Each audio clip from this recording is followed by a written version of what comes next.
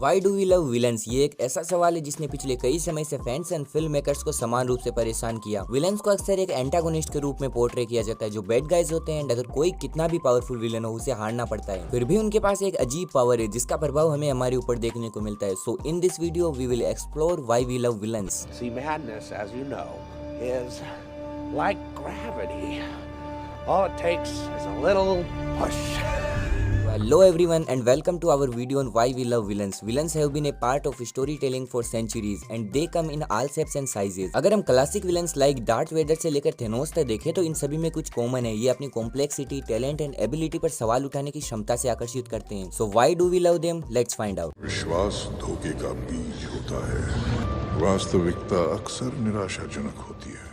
Villain अक्सर कहानी का सबसे कॉम्प्लेक्स कैरेक्टर होता है। उसकी कोई निश्चित साइड नहीं होती और ना ही उसके मोटिव्स हमेशा क्लियर होते हैं। उसकी अपनी एक बैक स्टोरी होती है, उसकी अपनी वैल्यूज होती है एंड जो भी वो कर रहा है उसके पीछे कोई ना कोई कारण होता है। जैसे जोकर गोथम के लोगों को ऐसा ही नहीं डराना चाहता था, इसके पीछे भी उसका पास्ट था। वो गोथम के हीरो बैटमैन को चुनौती देकर साबित करना चाहता था कि अस्थिरता और विनाश ही दुनिया को वास्तव में बदलने का एकमात्र तरीका है एंड यही जटिलता उसे देखने के लिए आकर्षक बनाती है और कभी कभी हमें उससे सहानुभूति भी दिला सकती है। विलन्स को अक्सर एक अट्रैक्टिव एंड कॉन्फिडेंट गाय के रूप में पोर्ट्रे किया जाता है। दे have a sense of style, a unique look and they are not afraid to take risks. उनके पास एक निश्चित आकर्षण है जिसका विरोध करना कठिन हो जाता है, भले ही हम जानते हैं कि वो बुरे लोग हैं और बुरा कार्य कर रहे हैं। यही उन्हें हमारे लिए अट्रैक्टिव बनाता है और हम खुद को उनकी ओर अट्रैक्ट होने से नहीं रोक पाते। एंड कुछ विलन्स लाइक वांडा तो खूबसूरती की वो नजारे लेकर चलती है जिसके कारण चाहकर भी एक आम इंसान अपने मन को वश में नहीं रख सकता। अगर इतनी खूबसूरत औरत कोई गलत काम करे तो वो मेरी नजर में तो गलत नहीं है, क्योंकि मैं इतना चूतिया भी नहीं जो 2023 के टाइम आज भी इंसान की अच्छाई बुराई को परखूं, खासकर लड़कियों में। खैर छोड़ो, मर जा तो होती है ऐसी है। बट वांडा कोई टिपिकल विलन नहीं है क्योंकि वह ह्यूग ट्रॉमा एंड नुकसान से गुजरी जिसके कारण उसने अपनी शक्तियों का गलत इस्तेमाल किया। मैं उसके दर्द से सहानुभूति रखता हूँ बट मैं उसके कार्यों की निंदा नहीं कर सकता। वांडा एक ऐसा कैरेक्टर है जो हीरो एंड विलन के बीच की लाइन को धुंधला कर देती है। अब यह आपकी सोच पर डिपेंड करता है कि आप उसे क्या मानते हैं। Then it won't be Wanda who comes for her.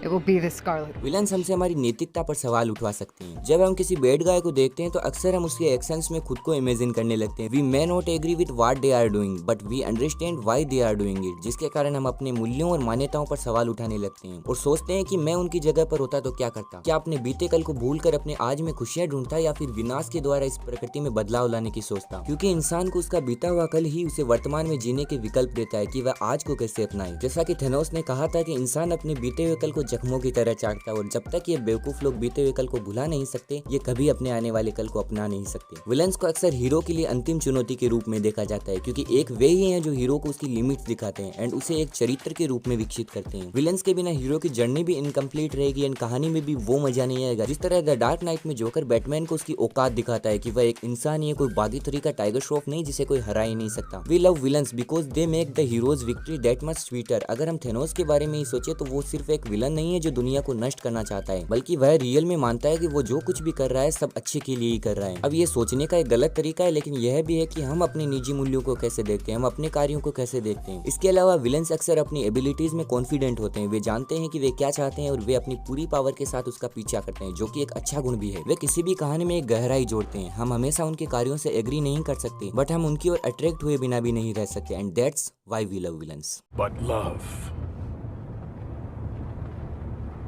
But love is the perfect prison.